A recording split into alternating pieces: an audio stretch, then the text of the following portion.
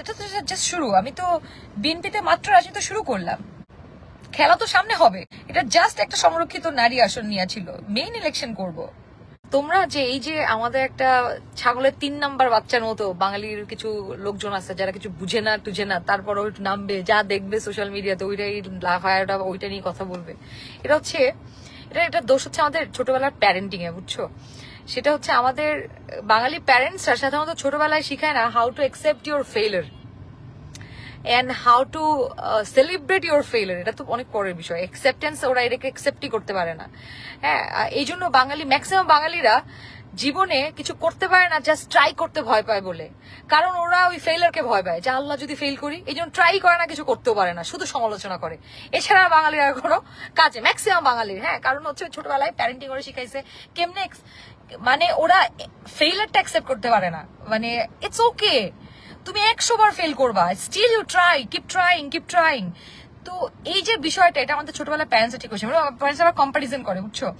এই যে ধরো তুমি পারো নাই, তোমার ক্লাসমেট পারছে, ওটাও তোমার বলবে যে যে ওর পা ধোয়া পানি খা, তুই তো কিছু করতে পারলি না, আরে তোর কাজিন তো অনেক ভালো করতেছে।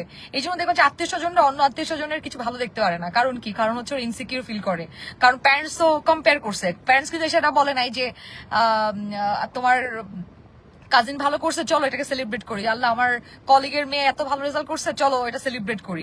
আইসা কম্পেয়ার করছে, তোমাকে কম্পেয়ার করছে হবে যে আল্লাহ আমার কলিগের মেয়ে ভালো করছে, তুই তো পারলি না, পা ধোয়া পানি খুঁয়ে আয়।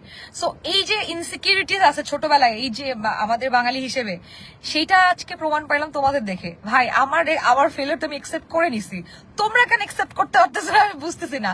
আইদার তোমরা আমার অনেক ভালোবাসো, নাহলে তোমাদের সমস্যা আছে ওই যে চাইল্ডহুড ট্রমা, যে কোনো নিজের ফেলিয়ার তো দূরের কথা, কারো ফেলিয়ারই তুমি একসেপ্ট করতে পারো না। মানে আমার ক্ষেত্রে কিন্তু কোনো সমস্যা নাই, I celebrate my failure, and আমি আরো 1000 বার ফেইলার করতে আমি ভয় পাই না। আমার পা থেকে মাথা পর্যন্ত সাহস, আই টোল্ড ইউ গাইজ, আমি আরো 200 বার ফেল করবো, আমি আর 200 বার ট্রাই করবো। সো তোমরা যারা মনে করতেছো এটা নিয়ে ট্রল কইরা আমাদের চুপ করে বসে রাখতে পারবা, ভাই, you take panga with wrong people again and again. আমি 1000 বার ট্রাই করবো, and this is my just starting. আমি আমার ক্যারিয়ার শুরু করছে, তুমি বুঝো বিষয়টা, একটা আমার রাজনৈতিক ক্যারিয়ার শুরু করছে আমি এমপি পদপ্রার্থী থেকে। তাহলে আমি কোথায় যেয়ে শেষ করবে তোমার বোঝা উচিত, বুঝছো? এটা তো আমার শুরু মাত্র। আর এটা স্বাভাবিক, দেখো তুমি একটা লজিক মিলাও।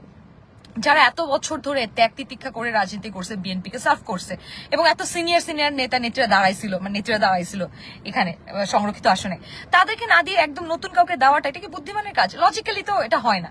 সো আমি এটা সাপোর্ট করি ব্যক্তিগতভাবে, যাদেরকে চুজ করেছে সিনিয়র যারা অনেক দিন কাজ করছে, তাদেরকে আমি অভিনন্দন জানাই, ভালোবাসা, এন্ড আমি বিশ্বাস করি তারা এবং আমরা নতুন জেনারেশন যারা আছে, যারা শুরু করলাম, তারা সব একসাথে মিলেই কাজ করব।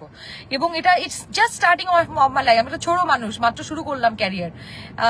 আমি যখন চুলটা পাকবে আমার, ধরো আমি ঠিক করে কথা বলতে পারবো না, তখন যাবো সংসদে, সমস্যা কি? জাস্ট স্টার্টিং ক্যারিয়ার কি 1-2 দিনের খেলা? মানে রাজনীতি তো আসলে 1-2 দিনের কোনো একটা গেম না, কিংবা 1-2 দিনের একটা প্রসেস না। ইটস লাইক এটা অনেক লেন্দি প্রসেস। আমার জাস্ট শুরু হইলো। So let me do it in my way.